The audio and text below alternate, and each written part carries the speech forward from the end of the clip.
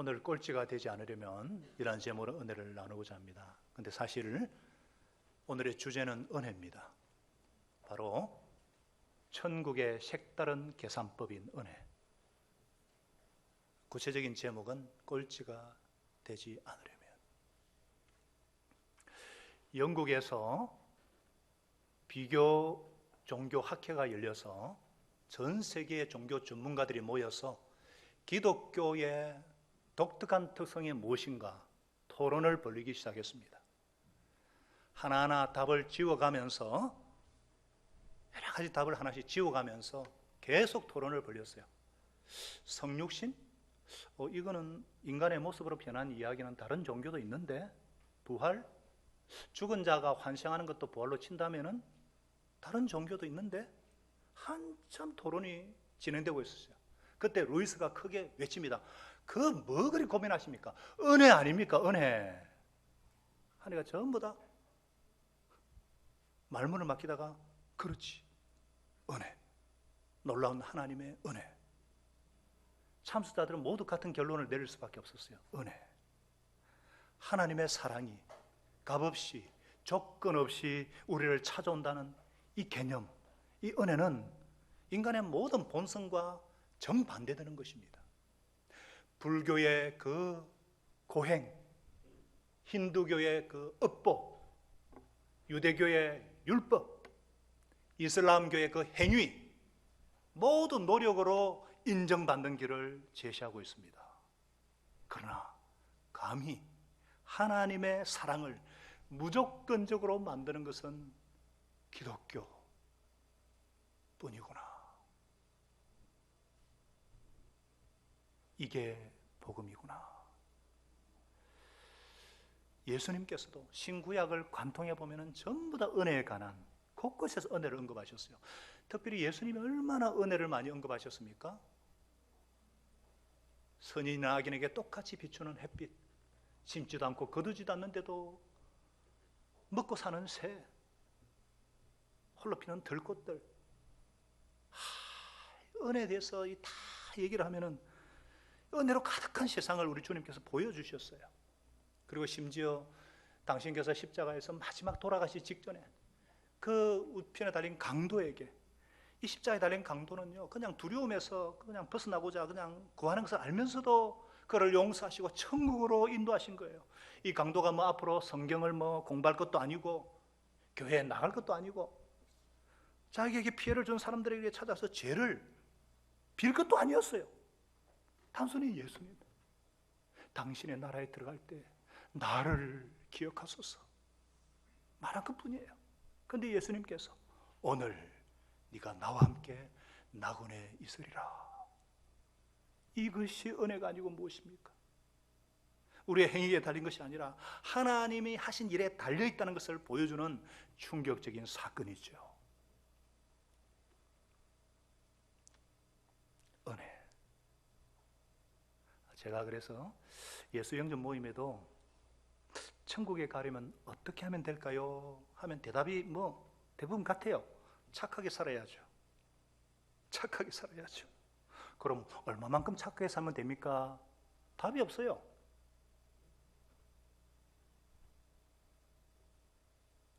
예수님의 말씀과 상충되는 거죠. 우리는 그냥 예수님 도와주십시오, 부르시기만 하면 됩니다. 내 죄를 회개하고 예수님을 구주로 주님으로 영접하는 자는 다 하나님의 자녀가 되는 권세를 주십니다.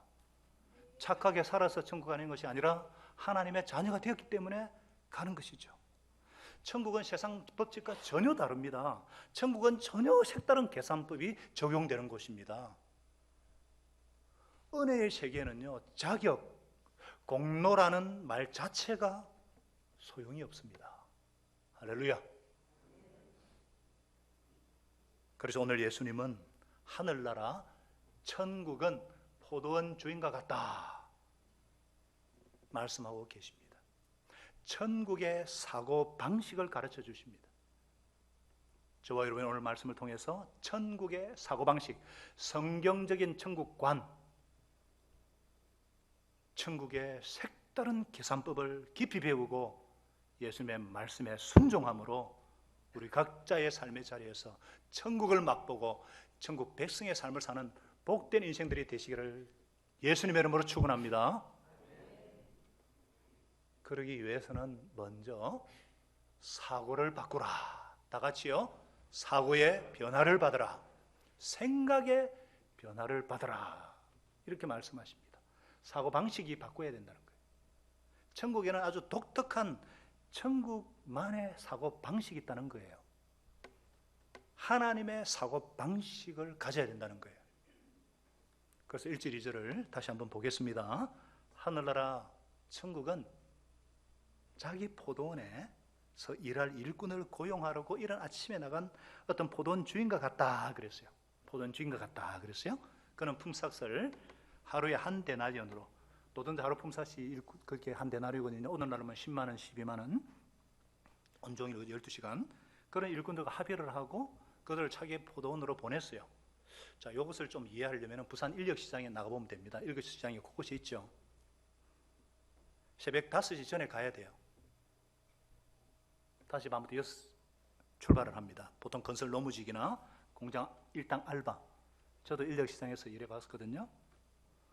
대부분 근데 그곳에 오는 일하는 사람들이, 저는 알바였지만은 오는 사람들이요, 일거리가 없이 하루하루 먹고 사는 자들이에요. 그래서 일하지 않으면 큰일 나요. 오늘 하루. 그 당시 유대 땅도 대부분 척박합니다. 그래서 비만 제때 오지 않으면 흉년이 들어서 세금이 높고, 그래서 이렇게 빚을 지고 토지를 상실하는 경우가 많아요. 그래서 포도원, 어떤 큰 포도원의 일꾼으로 품삯으로 고용됩니다. 그 당시는요, 실업률이 70%입니다. 여러분, 이게 실감이 안 날 건데 우리나라 실업률은 3%밖에 안 돼요. 대부분 2.5입니다. 좀 체감이 높을 때가 30%거든요. IMF 때. 최근에 20몇 프로. 70%예요, 70%. 얼마나 먹고 살기 힘든 시대였는데. 그거 너무 많이 압제하여서. 근데 이 주인이 오전, 보통 자기 일꾼들을 시켜서 유대교는 6시부터 일하거든요. 그리고 저녁 6시 갔는데, 이 주인이 9시에, 별로 일꾼이 필요 없는데 9시에 나갔어요. 그리고 오전에 보니까 12시에도 나갔어요. 오후 3시에도 나갔어요. 보니까 장터에서 빈둥거리며 서 있는 사람들이 있어가지고, 심지어 6절에 보면은 오후 5시에도 가가지고 포도원에 들여보냈어요. 오후 5시면은 1시간밖에 일을 못해요. 여기서 우리는 포도원 주인이 어떤 사고 방식으로 생활하는 분인가 알 수 있습니다. 자기 포도원만을 위해서 품꾼을 찾는 사람이 아니에요. 일자를 얻지 못해가지고 오늘 일하지 못하면 가족들이 다 굶어 죽는데 빈손으로 집으로 돌아가야 하는 그 사람들이 없는가, 그것을 살피는 은혜가 풍성하신 분이라는 거예요. 우리 6절 한번 보시죠. 6절. 왜 그대들은 하루 종일 빈둥거리며 놀고 있는가? 7절에 뭐라 그랬어요? 아무도 우리를 고용해 주지 않아서 이러고 있습니다. 무슨 말이에요? 아마 몸이 약한 분들인 것 같아요. 일꾼으로 가치가 없는 자들. 여러분, 놀고 싶어서 노는 사람은 행복한 거예요. 근데 놀고 싶지 않을 때 억지로 놀아야 할 때는 참으로 서글프고 비참합니다. 집에서 기다리는 아내와 배가 보는 자식들 생각에 부끄럽고 인생의 깊은 좌절감으로 죽고 싶은 심정인 사람들이에요. 주인은 이들이 불쌍해가지고 먼저 찾아와가지고 일을 시키는 것을 볼 수 있어요. 이 포도원 주인이 바로 하나님이십니다. 포도원은 교회를 통해 확장되지는 하나님의 나라, 천국을 말하고 있어요. 천국은 자기 포도원만을 생각하며 사는 사람들이 모인 곳이 아닙니다. 천국은 빈손으로 집에 돌아가야 하는 사람이 없는지, 그런 사람들을 살피기 위해서 장터에 나가는 그런 마음을 가진 사람들이 모여 사는 곳입니다. 이런 마음과 이런 사고방식을 가진 그런 사람들이 함께 모여 산다면 얼마나 근사하고 얼마나 아름다운 공동체가 되겠습니까?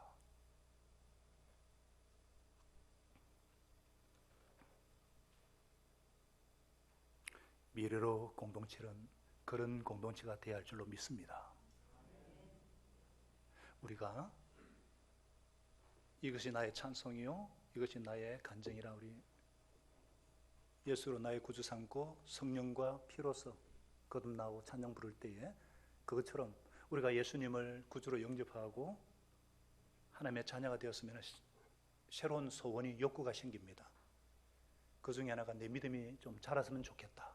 내 삶이 좀 변화되었으면 좋겠다. 이런 소원을 가지고 믿음이 무럭무럭 자라는 사람들, 놀랍게 변화되는 사람들이 있어요. 그런데 안타깝게도 어떤 분들은 믿음이 자라지도 않고 삶이나 성격의 변화가 보이지 않는 분들이 있어요.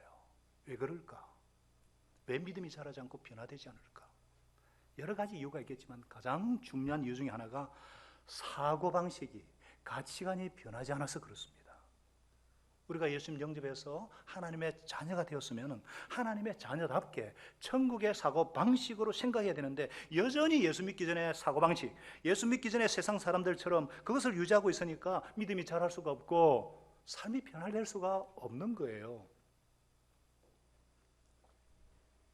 그래서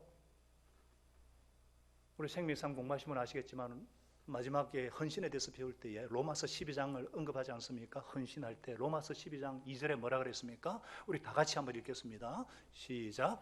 여러분은 이 시대의 풍조를 본받지 말고 마음을 새롭게 함으로 변화를 받아서 하나님의 선하시고 기뻐하시고 완전하신 뜻이 무엇인지 분별하도록 하십시오. 하나님의 뜻을 분별하여 섬기는 게 헌신이에요. 물론 내 몸을 드리는 게 헌신인데, 그러니까 이 세상의 사고방식이나 이 세상의 가치관을 쫓아 살지 말고 마음의 변화를 받아서 새로운 가치관, 새로운 관점, 새로운 사고로, 그래서 하나님의 뜻을 분별하라. 우리가 하나님의 자녀가 되었으면 하나님의 자녀다운 사고, 자녀다운 관점으로 봐야 할 텐데 자꾸만 구원받기 전에 사고, 그런 관점으로 보니까 내 믿음에, 내 삶에 어떤 변화를 가져올 수가 없는 거예요.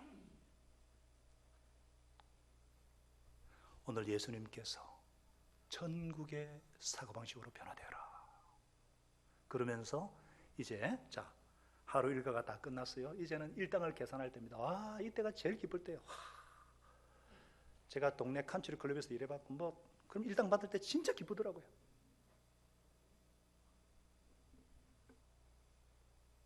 일꾼들 불러서 맨 나중에부터 시작해가지고 맨 먼저 온 사람의 품삯을 계산해요.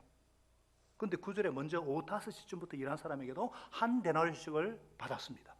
이것을 보고 처음부터 9시 또 와서 일하는 사람들 은근히 좀 더 받으려고 생각했었는데 그들도 한 데나리온씩 받았어요. 받고 나서 주님께 투덜거리면서 말했습니다. 마지막에 온 사람들이 1시간밖에 일하지 않았는데 찌는 무더위 속에서 온종일 하루 종일 수고한 우리들과 똑같이 대화했습니다. 여기에 대한 주인의 답변이 무엇입니까? 여보시오, 나는 당신들을 부당하게 대한 것이 아니오. 당신 나와 한 데나리온으로 합의하지 않았어. 당신 품삯이나 받아 가지고 가시오. 당신에게 주는 것과 똑같이 이 마지막 사람이 주는 것이 내 뜻이오. 내 뜻. 내 것을 가지고 내 뜻대로 할 수 없다는 말이요. 내가 후하기 때문에 그것이 당신 눈에 거슬리요? 무슨 말씀이에요? 하나님의 나라는, 하나님의 나라의 법칙은 은혜라는 것입니다. 은혜. 여기서 지금 경제정책이 어때야 되고 노동에 상관없이 똑같은 임금 주라, 그런 얘기가 아니잖아요. 하나님의 은혜가 어떤 것인지 말씀하고 계시잖아요. 아침부터 일한 사람은요 합당한 품삯을 받았어요. 그런데 문제는 열 몇 시간을 떼약빛에 일한 자기와 1시간 일한 사람이 똑같이 대우받는 것에 대한 불평이에요. 불평. 이 불만의 원인이 무엇입니까? 은혜의 파격적인 계산법에 대한 불만이에요. 그들은 하나님의 은혜를 이해하지 못합니다. 하나님의 마음을 이해하지 못해요. 모든 보상은 자기 노력과 공로에 비례한다는 이런 세상적인 가치관에 사로잡혀 있기 때문에 우리도요 은혜를 이해하지 못하면 신앙생활이 정말 어렵습니다. 천국은 계산법부터가 달라요. 사고방식 자체가 틀립니다.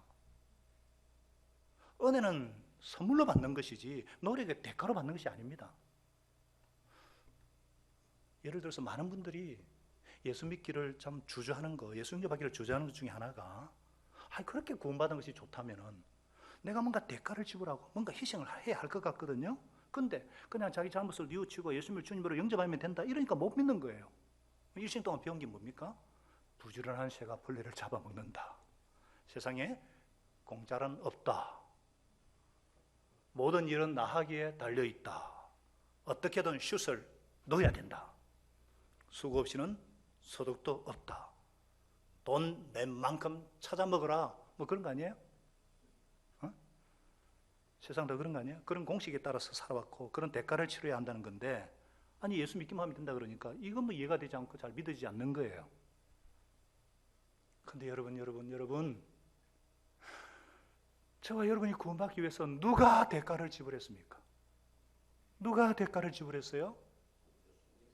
예, 포도원 품꾼이신 하나님께서, 예수님께서 천벌을 받아 마땅한 나, 진노받아 마땅한 내가 1만 달란트 제 빚을 지고 감옥에 들어가서 영원한 수치와 저주와 심판을 당해야 마땅한 내가, 가치없는 질책과 그래서 무릎을 꿇고 통곡해야 마땅한 내가, 오직 예수 그리스도 나 대신 찢기시고 상하시고 피아물을 다 쏟으시고 다 이루었다 하신 예수 그리스도, 그분을 영접함으로 그 이름을 믿음으로 다만 은혜로 구원을 얻은 것입니다.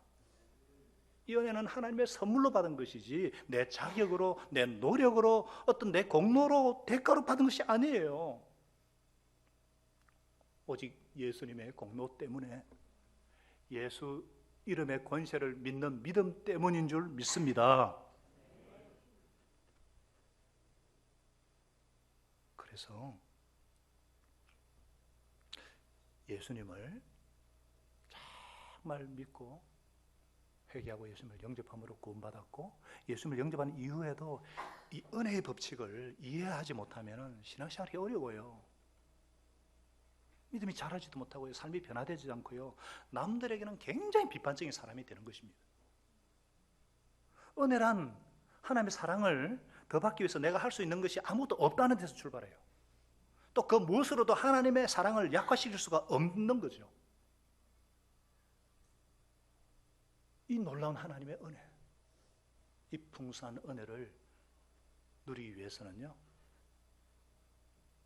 비교를 멈춰야 됩니다. 다 같이요, 비교를 멈춰라. 이게 무슨 말인가? 첫째, 둘째, 이런 게 등수가 아니라는 거예요. 은혜는 등수가 아닙니다. 경제적인 논리가 아닙니다. 내 자격보다 공로보다 내가 노력함보다 더 주시는 하나님의 은혜 가운데 사는 삶이 천국의 삶이에요. 그래서 이것이 그리스도인의 삶입니다. 이런 하나님 나라의 사고에 익숙하지 않으면 정말 힘들어요. 이것이 익숙하려면 첫째 버려야 될 게 뭐냐? 비교를 멈춰야 됩니다. 왜 그런가? 첫째도 꼴찌가 될 수 있고 꼴찌도 첫째가 될 수 있기 때문입니다. 이 무슨 말인지 이해가 되세요? 하나님 나라는 첫째, 둘째, 1등, 2등이 없어요. 옛날에 그런 게 있었잖아요. 1등만 기억하는 더러운 세상, 그러면서 개콘이 유명했잖아요, 그죠? 일부 때는 젊은이들 많아서 제가 좀 유머를 썼는데 그게 중요한 게 아니고, 하나님 나라는 전부 다 1등이거든요. 전부 다. 그렇잖아요. 똑같잖아요. 한 달란트, 한 데나리온. 지금 동의하면서 울리지고 있지 않습니까? 동의한다는 거예요. 이것을 정말 강조하기 위해서 예수님이 반복하셔서 19장 30절에도 말씀하셨고, 지금 20장 19절에서도 말씀하잖아요. 첫째가 된 사람들이 꼴찌가 되고 꼴찌들이 첫째가 될 것이다. 그래서 제가 꼴찌가 되지 않으려면, 우리는 다 첫째가 될 수 있는데 진짜 중요한 꼴찌가 되지 않으려면 그 제목을 그렇게 한번 붙여봤어요. 자, 여러분들, 이렇게 놀라운 하나님의 은혜의 세계 속에 살게 되면요, 전부 다 1등이기 때문에 세상은 금메달만 기억하지 은메달, 동메달 기억 잘 안 합니다. 메달 속에 들어간 사람 관심도 없잖아요. 근데 하나님 나라는 전부 다 이런 놀라운 은혜 속에 살게 되면은요, 얼마나 감사해요. 얼마나 기뻐요. 은혜라는 헬라어 단어가 카리스, 원래 그레이스라는 게 기쁨이라는 뜻이에요. 기쁨. 하늘나라에는 기쁨이 충만해요. 그런데 아닌 사람이 있어요. 기분 나빠하는 사람이 있어요. 투덜거리면서 화를 내는 사람이 있어요. 이유가 뭘까? 비교의식 때문에. 아침 일찍 첫째로 온 사람이 오후 5시에 온 사람에게 은혜 베푸시는 하나님의 처사가 불평, 불만이에요. 이게 첫째를 꼴찌로 만드는 그 처사입니다. 우리 주위에도 왜 그런 분들 있잖아요. 아이고 막 뜨겁게 주님 사랑하고 주님 위해 열심히 역사를 섬깁니다. 그럼에도 경제적으로 쪼달리고 일이 잘 안 풀리고 자녀들도 문제가 생기는데 어떤 사람은 교회를 건성으로 다니는 것 같은데 성진도 빨리 되고 집도 빨리 사고 학점도 좋고 뭔가 하나님께 서운한 마음이 드는 거예요. 나는 이렇게 열심히 하는데 좀 뭐야? 서운한 마음이 생기면은 하나님과 관계가 멀어져요. 하나님 관계가 서운해지면은요 사역하는 것이 부담스러워져요. 얼마 지나고 나면은 열심히 믿고 봉사하던 그 첫째가 마지못해서 주일날 교회에 와서 예배나 한번 드리는 꼴찌가 되어버리는 겁니다. 하나님의 은혜를 이해하지 못해서 그래요.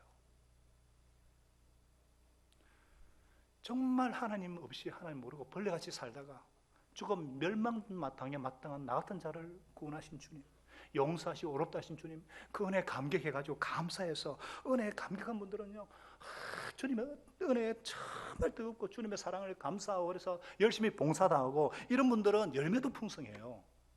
그래서 꼴찌가 첫째가 되는 거예요. 그런데 꼴찌를 첫째로 만드는 또 은혜인데 첫째가 꼴찌가 되는 거, 이게 뭐냐 이거예요. 비교 때문에 그렇습니다. 예수님이 지금 그 말씀하시는 거예요. 우리가 왜 하나님께서 서운한 마음이 생기고서 첫째에서 꼴찌가 되어버리는가? 비교해서 그렇습니다. 많은 그리스도인들이, 저를 비롯한 많은 그리스도인들이 자신을 아침 일찍 온 사람들처럼 온종일 수고하고 고생한 사람들과 동일시합니다. 뒤온 사람이 없이 자기들만 한 대너리만 받았으면 뭐 정당한 보수로 생각 감사로 끝났겠죠. 문제는 비교에 시작되는 거예요. 왜 비교를 합니까? 저 사람에게도 하나님께서 주신 은혜인데 왜 비교하느냐? 사랑하는 여러분들, 꼴찌가 되지 않으려면 비교를 멈추셔야 합니다. 멈추셔야 돼요. 남이 무슨 축복을 받는가 신경 끄시고요, 내게 주시는 축복 감사하고 즐기면 됩니다. 아멘. 하나님이 다른 사람 어떻게 크게 쓰시는가 신경 끄시고 하나님이 나를 어떻게 사용하시는가 주신 사명 열심히 감당하면 되는 것입니다. 아멘. 자꾸만 비교하기 때문에 소위 시험이 들고 하나님께 서운한 마음이 들고 꼴찌가 되는 거예요. 멈추셔야 돼요. 재미있는 일화가 있잖아요. 사실이죠. 예수님께서 부활하신 후에 도망친 제자들을 찾아가잖아요. 갈릴리 바닷가에. 그때 3번이나 부인한 베드로한테 입으로 네가 왜 나를 배신했지 이 말을 안 듣고, 베드로야 네가 나를 사랑하느냐? 예 주님, 제가 주님 사랑합니다. 주께서 아십니다. 또 사랑하느냐? 3번이나 물어요. 예 사랑합니다. 내 양을 먹이라. 그걸로 하면 되는데 베드로가 또 이상해져가지고 예수님, 그러면 예수님이 막 그래가지고 베드로한테 순교의 영광까지 들어갈 거라 말씀하시거든요. 가만히 있으면 될 건데 그러면 요한을 어떻게 됩니까? 요한에 대해서도 물어보는 거예요. 그러니까 예수님 뭐라 그랬어요? 요한복음 21장 15절, 22절인가요? 내가 다시 올 때까지 그가 살아있기를 내가 바란다고 한들. 실제로 요한은 오랫동안 살잖아요. 베드로는 빨리 순교 나와. 그것이 너가 무슨 상관이 있냐 그러잖아요. 너는 나를 따르라. 베드로는 베드로고 너는 너다 이 말입니다.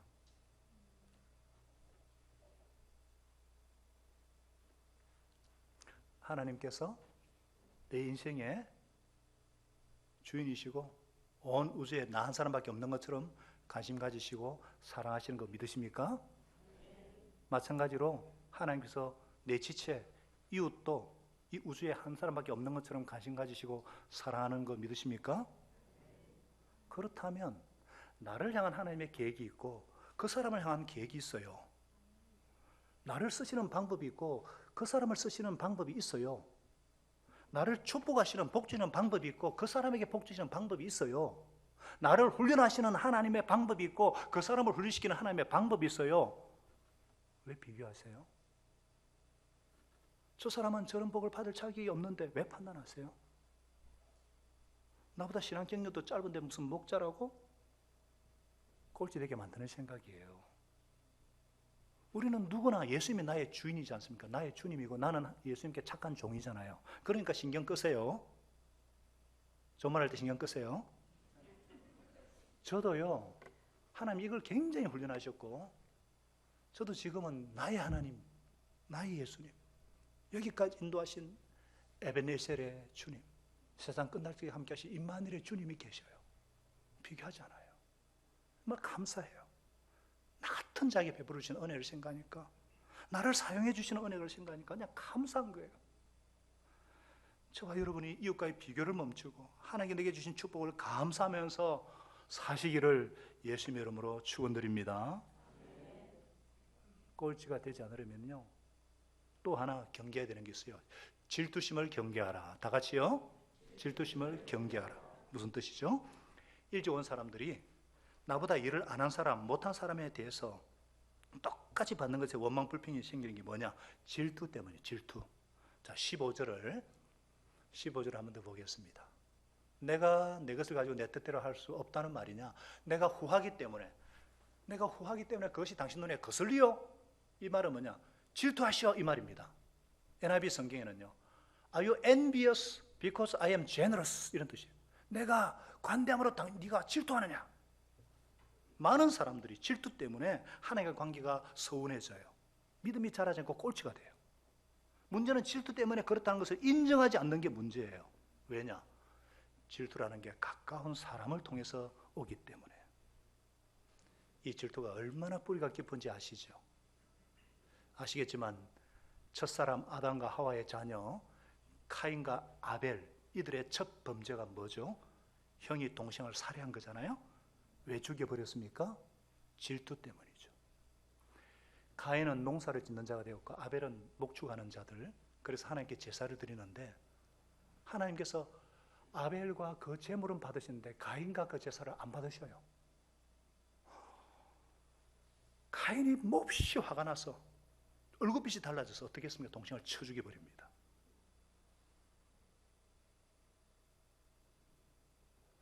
저희 첫째가 태어나서 사랑을 많이 받았어요. 근데 둘째가 태어나니까 얼마나 이뻐요? 아내가 막 둘째를 이뻐하니까 자기한테 대한 사랑이 사라지니까 우리가 다 알고 있는데 안 보는 줄 알고 탁 때리더라고. 탁 밀쳐버려요. 질투는 가장 가까운 사람에게서 생기는 거예요. 형제 자매 가운데, 친한 친구 가운데, 그리고 목장 식구들 가운데. 질투가 있지 않을 것 같은 데서 일어나는 거예요. 심지어 부모가 자녀에게 질투하는 거 아십니까? 신혼부부가 아기를 낳았어요. 그러면 아내에게, 남편에게 가야 할 관심이 아기한테 가니까 아기를 질투하는 거예요. 부부끼리도, 한 몸이면 부부끼리도 질투합니다. 부부가 다 같이 일을 한다든지 할 때 누가 더 잘 나간다, 또 사역을 같이 한다, 배우자가 자기보다 앞서면 질투하는 거예요. 문제는 이것이 질투 때문에 인정하지 않아요. 자꾸 그리고는 상대방 탓을 합니다. 이거는 상대가 문제가 있는 것이 아니라 내 마음속에 질투가 문제라는 것을 딱 인정하면 해결이 되는데, 인정하지 않고 딴 이유를 갖다 댄다든지 상대방을 탓하느냐 하면 해결이 안 돼요. 우리 하나님의 은혜를 완전히 이거 지금 이런 질투심이 하나님에 대한 선한 마음으로 바뀌고, 그러다 심한교 카인을 좀 때려 죽이고 파괴시키고 방해하는 것입니다. 여러분, 꼴찌가 되지 않으려면 내 마음속에 있는 질투심을 질투심으로 볼 수 있어야 돼요. 누가 교회인 지 얼마 안 됐는데 목자 임명을 받았다. 우리 속에는 뭐 그런 분이 없는데 그래도 뭔가 불끈하는 것이 있다. 질투심이에요.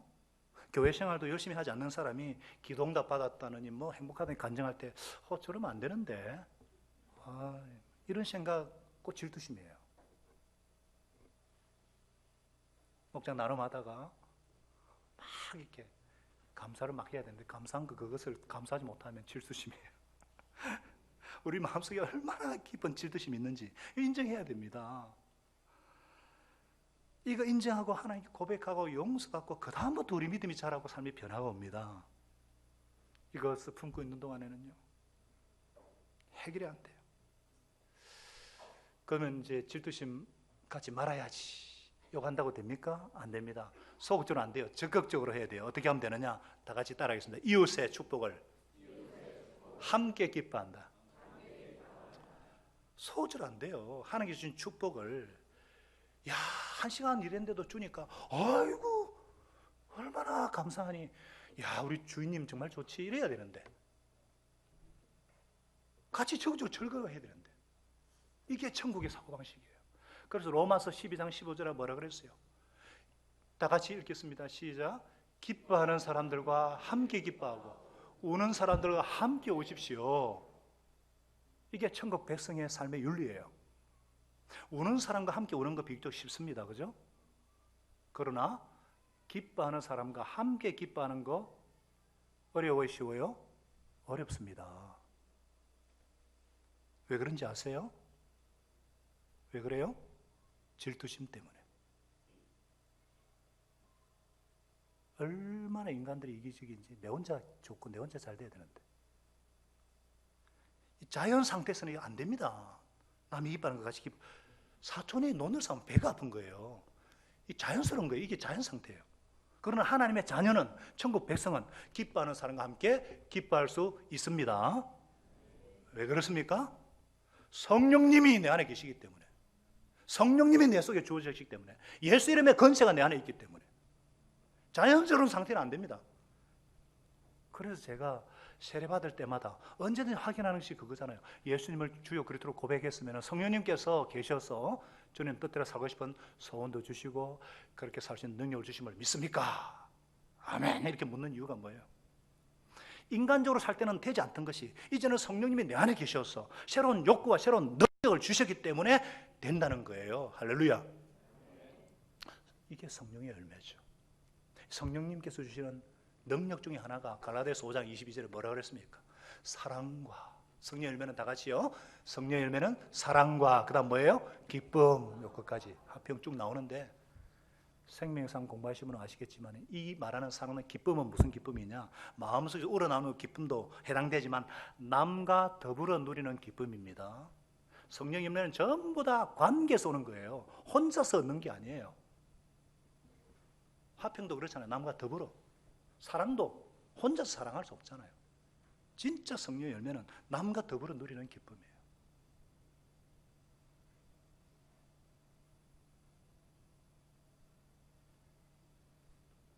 누가 기뻐할 때 질투하지 아니하고 함께 기뻐할 수 있는 이 능력 성령님으로부터 옵니다. 성령의 열매입니다. 저는 우리 공동체가 진정으로 함께 기뻐하고 함께 우는 공동체, 하늘나라 공동체, 바로 우리 공동체인 줄 믿습니다.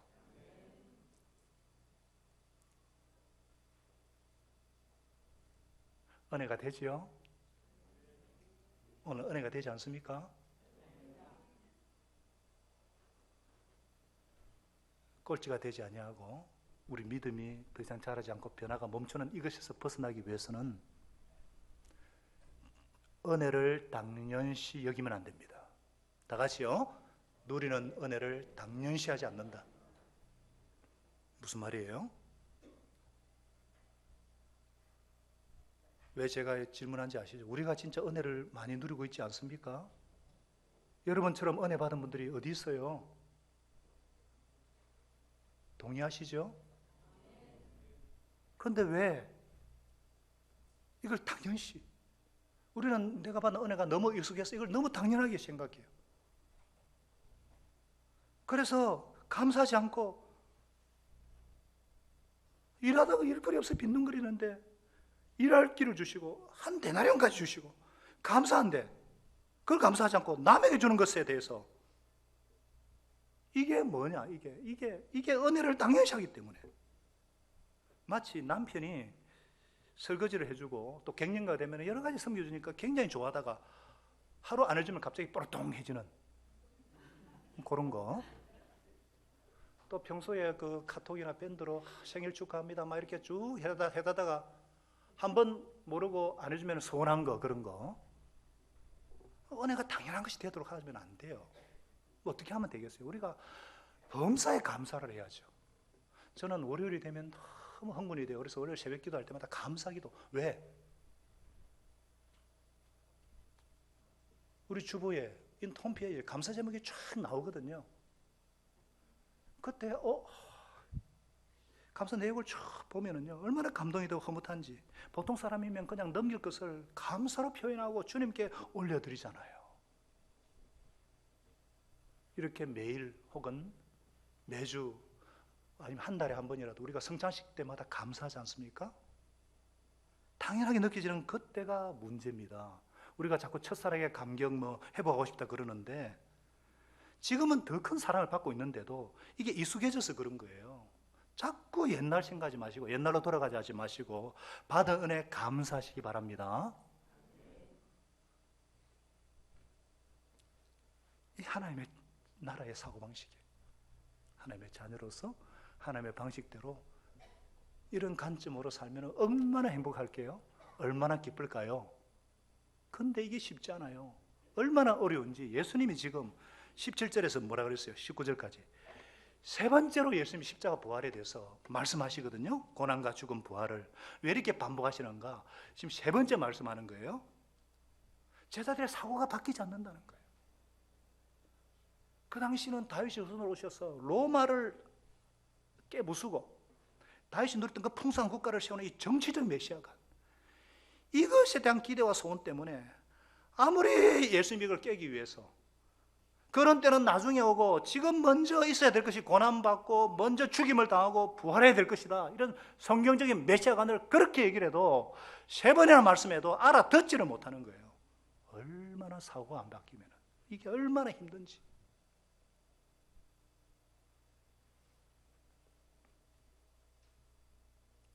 저도 마찬가지예요. 우리가 얼마나 하나님 은혜 안다면서도 하나님 나라의 방식대로 생각하지 않고 살지 않고 세상 사람과 똑같이 우리가 어떻게 하면 우리의 사고가, 우리의 생각이 하늘나라 백성답게 예수 제사답게 바뀔 수 있는가? 하나님의 말씀을 통해서 바꾸는 수밖에 없어요. 따라가겠습니다. 말씀에 순종하는 믿음, 이것밖에 없습니다. 만약 아는 거 아무 소용없습니다. 순종하는 믿음, 믿어 순종케 하는 순종하는 믿음이에요. 우리가 성경 읽을 때도요, 꼭 필요한 구절만 골라서 읽고 나와 동의가 안 된다든지 무시해버리는데, 그래서 그는 절대로 믿음이 자라거나 생활이 바뀌지 않습니다. 그래서 요즘 말씀의 삶이 아주 인기가 있어요. 우리 아주 훌륭한 강사님이 너무너무나 구속사적으로 성경을 쫙 깨뜨려주고 말씀의 삶을 통해서 비로소 누가 왕인가? 내가 왕인 것이 제일 문제구나. 굉장히 은혜를 받고 너무 기뻐요, 그 얘기 들을 때. 또 우리 생명의 삶 공부하는 분들이 성경을 요약하는 숙제, 흐름을 요약하는 숙제를 참 잘하세요. 그러면서 이런 은혜가 있었군요 하면서 얼마나 기쁜지. 왜냐하면 성경에 하나님의 관점이 담겨 있고 이 성경에 하나님이 원하시는 삶의 원칙이 달려있기 때문에 언제든지 내가 낮아져서 하나님의 말씀 가운데서 내 사고를 바꿔야죠. 우리 설교도 마찬가지잖아요. 하나님께서 나에게 어떻게 말씀하시는가, 그것에 신경 쓰셔야지. 지금 그런 분 없습니다. 오늘 그 목사 좀 제법 했네, 요즘 이런 거 없어요. 그런 분들은 자기하고 동의해 줬다는 그거거든요. 그런데 오늘 왜 나를 깎는다느니 친다느니 이런, 요즘 바빠가 성령 충만하지 않은 모양이지. 우리 교회는 그런 분이 없는데 어떤 분들 들어보니까 막 나를 왜 치는 설교하냐 그러는데, 왜 그렇게 들릴까요? 엉뚱한 소리 하니까 그렇잖아요. 세상 얘기나 하고. 우리 교회는 말씀 그대로잖아요. 그래서 그 말씀 앞에 나를 비추고 그 말씀 앞에 나를 순종할 때 어떻게 믿음이 자라지 않고 생활이 변화되지 않겠어요? 오늘 하나님께서 저와 여러분에게 도전하세요. 먼저 저부터 도전하시고, 제가 이 말씀을 준비하면서 제가 새롭게 하나님의 은혜에 다시 눈을 떴어요. 색다른 천국의 계산법, 그리고 정말 내가 하나님 중심의 사고로 바뀌지 않으면은, 하나님의 관점으로 보고 하나님이 원하시는 인생의 원칙이 무엇인가 이것을 쫓아 살지 않으면은 평강이 없고 행복이 없구나. 반대로 말해서 참된 자유와 참된 행복과 최고의 기쁨이 있기 위해서는 성경대로 천국 백성의 가치관을 갖고 순종하며 살아야 될 줄로 믿습니다. 여러분이 잘 아는 찬양이 있죠. 나를 지으시니가 하나님, 나를 부르시니가 하나님, 나를 보내시니도 하나님, 나의 나 된 것은 하나님의 은혜라. 이것을 부르고 작곡한 분이 박종호 찬양사 아시죠? 박종호, 저분 아시죠? 이분이 원래 굉장히 통이 좋고 찬양을 잘하는 서울대 성악가 수석 졸업이에요. 근데 이분의 단짝이 있어요. 세계적인 소프라노 누구냐? 조수미가 단짝이에요. 조수미 아시죠?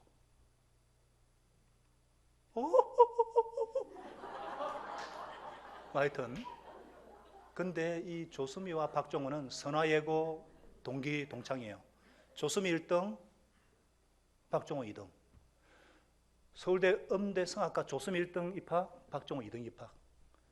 비교식으로 미칠 것 같은 거예요. 어디 가서도 소개할 때는 조수미가 워낙 떴기 때문에 아이고 저 조수미하고 동기입니다 이렇게 말하는 자신이 너무너무 비참한 거예요. 이런 그가 졸업할 때는 1등으로 졸업했어요. 얼마나 피나는 노력을 했겠어요? 그러는 우울증과 절망과 분노와 고통으로 이태리 유학 가기 한 달 전에 예수님을 극적으로 만나요. 불교 독실한 신도 회장의 아들이거든요. 이런 그가 정말 주님께서 나를 기뻐 주시다, 주님만 찬양하는 사역자로서 30년 길을 가요. 얼마나 이분의 찬양으로, 왜냐하면 고난 가운데 정말 죽을 고비 가운데 붙든 게 하나님의 은혜였거든요. 그러다가 이분이 2년 전에 간암이 걸려요. 간암 6군데 간이 다 굳어버렸어요. 거의 뭐 절반 이상 잘라내요. 대수술, 16시간의 대수술을 갖게 돼요. 이분이 통이 크니까 감도 커요. 그래가지고 자기 딸이 딱 맞는 게 자기 딸밖에 없어요. 이 딸이 1kg나 잘라가지고 아빠한테 이식수술해요. 이때 이분이 새롭게 주님의 십자가를 만나고 부활의 주님을 만나요. 새로 태어난 인생이에요. 그래서 자기와 가족, 딸이 같이 수술할 때 나 때문에 왜 내 자식이 죽어야 되는가? 너무 그것이 아팠는데 아들을 십자가에 매달게 하신 이 하나님의 마음, 이 주님의 마음이 얼마나 아팠을까?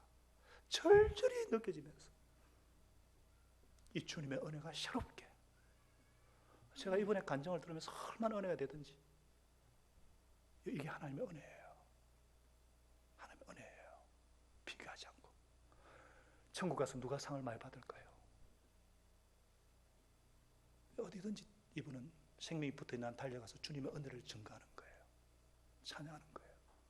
그리고 그 은혜를 생각할 때 어떤 누구도 섬길 수 있는 거예요. 오늘날 이 나라의, 이 교회의 문제가 뭐예요? 하나님의 무조건적인 은혜와 사랑을 깨닫고 받아들이지 못하고 누리지 못하는 거예요. 그리고 이것을 베풀지 못하는 거예요.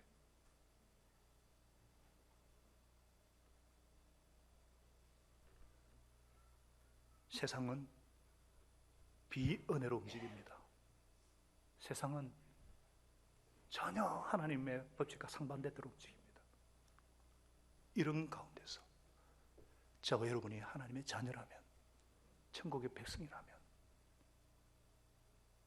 이 주님의 은혜, 하나님의 이 사랑이라는 이 값비싼 승리, 예수님의 십자가 부활로 이미 이뤄놓으신 그 길에 우리가 묵묵히 따라가면서 순종하면서 그런 저와 여러분의 삶이 되어야 되지 않겠습니까? 기도하겠습니다. 이제 주님의 은혜만을 붙잡고 이 주님의 은혜에 사로잡혀서 우리 삶의 현장으로 돌아가시겠습니다.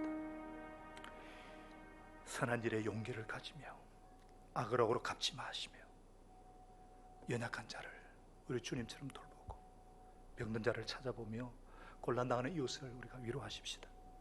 모든 사람을 존경하시며 주님께 봉사하고 주님을 더 사랑하십시다. 모든 일을 믿음과 사랑으로 행하시고 어떤 일에도 소망을 포기하지 마십시다. 그리고 거룩하신 성령님께 순종하여 기쁨과 감사의 생활을 해나가십시다. 우리 아버지 하나님은 순종하는 저와 여러분을 항상 함께 하시고 도와주실 것입니다. 지금은 우리 구주 예수 그리스도의 한량없는 은혜와 하나님 아버지의 망극하신 사랑하심과 성령님의 감화감동 충만케 하시는 은혜가 오늘 천국의 색다른 계산법인 은혜에 온전히 사로잡히고 우리가 주님의 나라에서 모두가 하늘나라의 황태자로 황공주로 첫째가 되었사오니 우리가 더 이상 이 세상 가치관을 쫓지 않고 천국의 사고방식을 가지고 삶으로 결탄코 꼴찌가 되지 아니하고 영원한 주님의 기쁨이 되어서 우리 가정과 우리 삶의 현장과 이 나라에 정말 은혜가 필요한 이 시대에 주님의 은혜를 증거하는 은혜의 사도들, 은혜의 진원지가 다 되도록 축복하여 주시옵시기를 간절히 축원하옵나이다. 아멘.